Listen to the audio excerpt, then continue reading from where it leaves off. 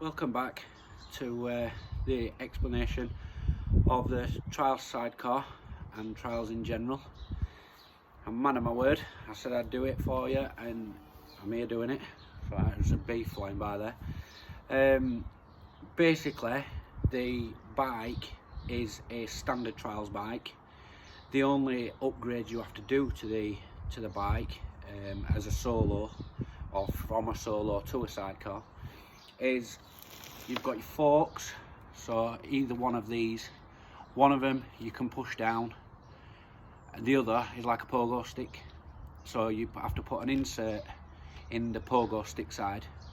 It's about that big, the insert, maybe a little bit smaller, just so that you don't bottom the forks out, as there's two on the bike.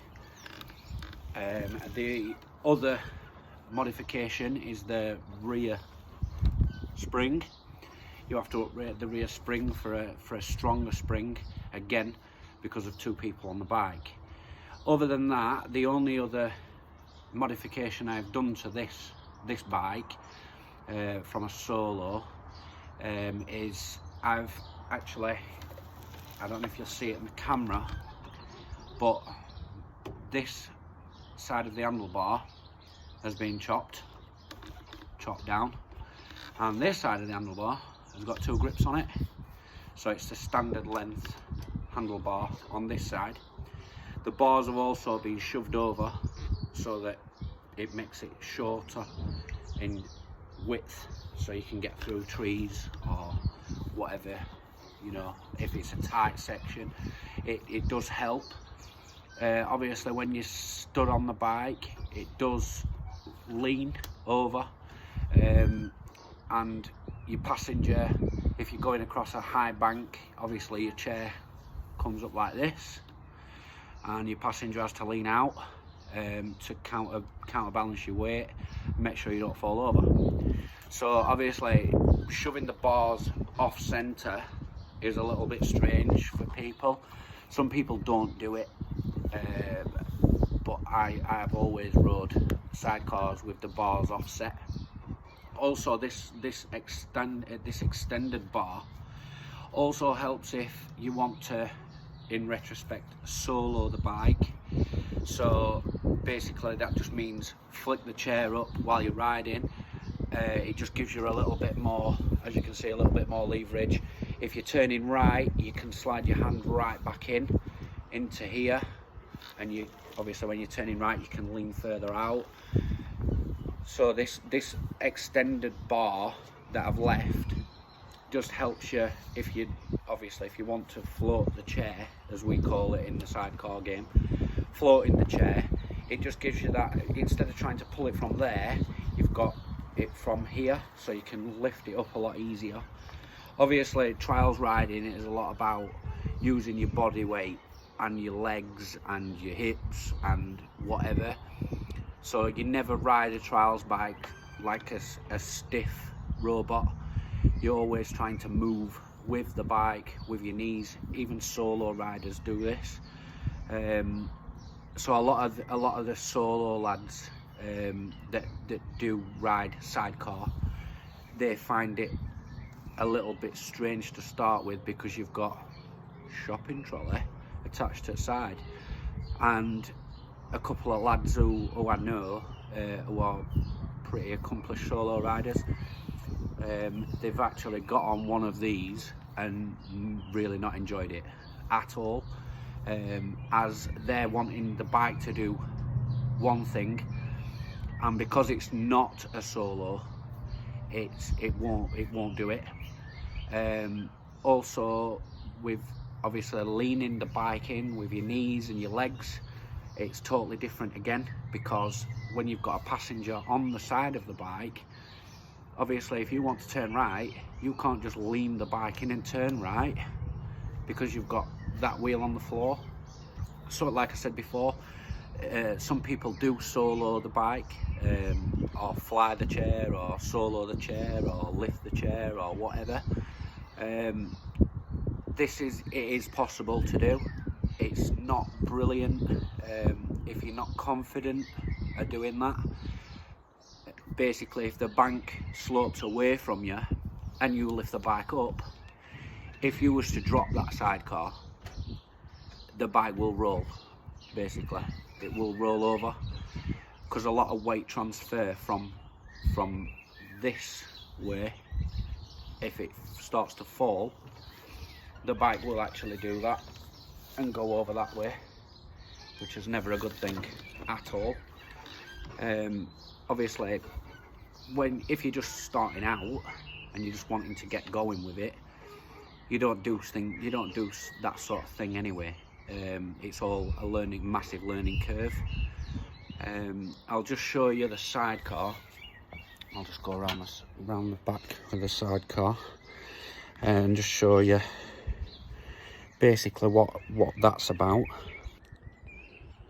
So here we have a backward facing view of the sidecar. Like I said, this is, I could put this back to a solo within 10 minutes, whatever. I'd obviously have to change the bars. Like I said before, these bars have been cut down, and you've got the longer bar at this side, which is standard length for a set of trials bars, Renfrew bars, fat bars, whatever you want to call them. So I have actually took AXO to that side. A bit naughty, but it's what we do. Also, this obviously where the sidecar is, your passenger uses their right leg and doesn't particularly come off of this part of the sidecar with the right leg unless it's a chair high, meaning like that. If the chair comes up and you're going across a bank, obviously this is in the air, so your passenger would move the right leg from here to this peg, so they've got more outwards lean. Basically the chair is bolted on here at the foot peg, so you obviously take the standard foot peg off, and that's part of the chair, and it's bolted up the front there and there. So you've got 1, 2, 3 main bolting points. This is actually what they class as a floating chair, so it doesn't actually affect anything here. It doesn't touch the swinging arm, so the passenger can bounce up and down here, look, and all it does is move. It moves up and down with the bike. You've got the frame that carries on over and down to this side and bolts onto the back of a standard foot peg. The chair sidecar wheel, or if you like, the sidecar wheel, the wheel doesn't actually run true. It has an 1.5 inch toe in to aid the bike to turn right. Also, the sidecar wheel and the rear wheel of the bike is not in line, so you don't have if you're going up a rock or you're going over a log or something very similar, the chair wheel will hit the obstacle first, which tends to do that and kick you. If it doesn't do that, if it doesn't kick you, excuse me, if it doesn't kick you up, when you hit something square on, the bike goes from straight and it pulls left. So if that chair wheel is to dig into a rock or a log or anything you're trying to get over, it pulls the bike left. I'll try and get a video of this and upload it just so that you can see what I actually mean. This is actually an ACU regulation chair. I say that very light-heartedly, as now the new rules and regulations, you don't have to have this piece, this nose cone here. You don't have to have that on. You can have a flat bar or a flat plate straight up here, straight down, so you don't have to have the nose piece if you don't want it. Also, this little seat looking thing, which is not actually a seat, is very uncomfortable. That is also in the ACU rules and regulations, so it has to measure from here to the seat part of the bike, which again is not really a seat. Also, you have these bars that is like just basically strengthening bars. You've got these rings which are just cut tube welded on for your passenger's grip. This has got a little bit of grip tape on, but personally I prefer screws. Screw nuts and bolts through here, so it makes like a bit of a triangle, so your foot really can't slip. Also, this here is the sidecar brake. The passenger doesn't actually operate that. The rider operates the gears, the brakes, the clutch, everything. Your passenger is basically along for the ride. Passengers are very underrated, as without these guys standing on here, holding onto this bar alone, and this strap here, without them guys, the bike wouldn't work. You wouldn't be able to go and compete in trials and ride these on your own, because they will flick up. And basically that's what it is. It's a rider and a passenger, so you're a team rather than just being, you know, just on your own.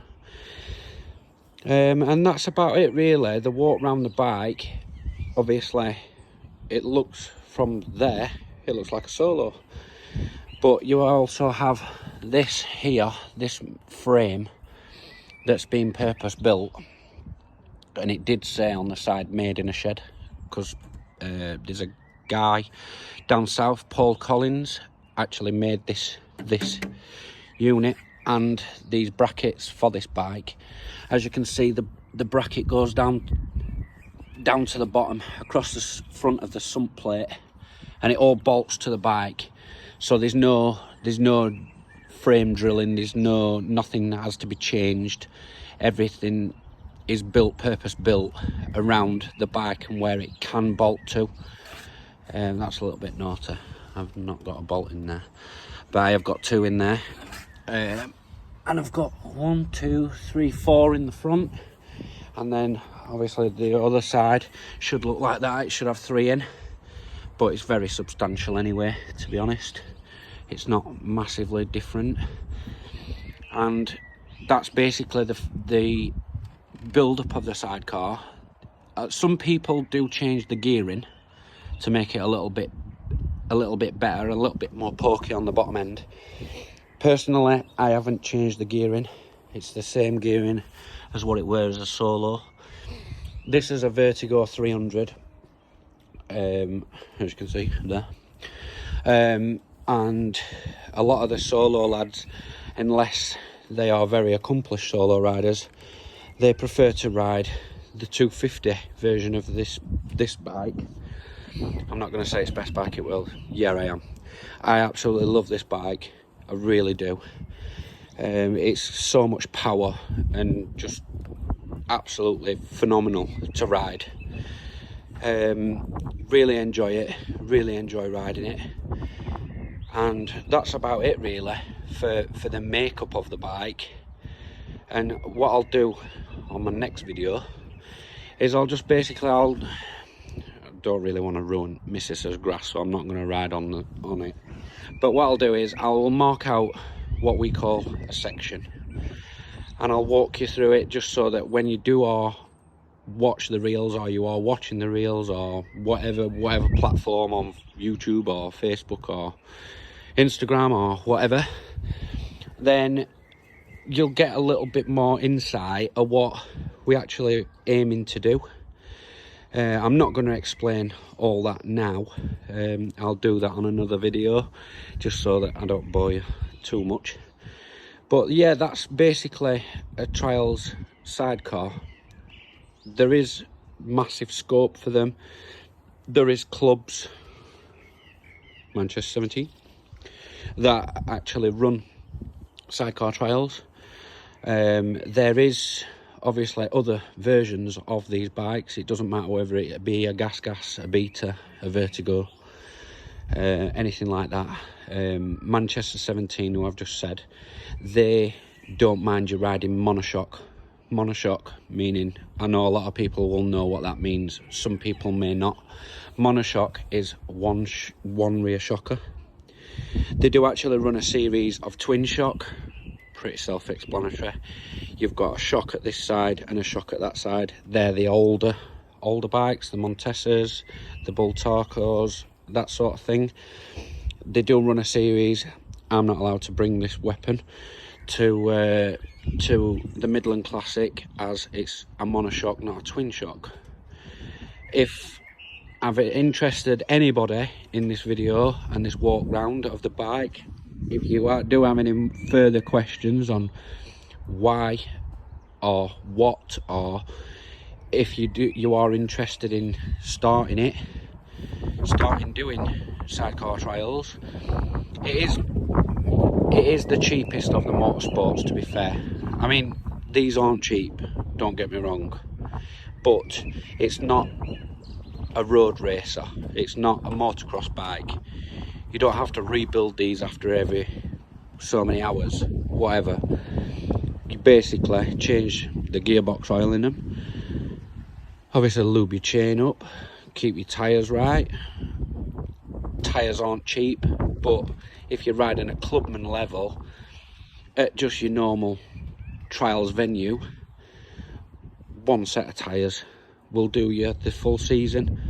Unless you're wanting to start riding the nationals, then you would change your tyres, make sure you get maximum grip and the rest of it. But at the end of the day, everybody who's in the game now all knows that anyway. If you are interested in doing this sort of thing, then there is scope out there. There is people doing it. Myself, there's a few others that do it. A lot of people down south do it, and they're really trying to push like I'm trying to push. And that's about it, really. So if you've got any questions, or you've managed to get this far in my video, thanks ever so much. Thanks for listening, and I'll put another one up and do a section. Thank you.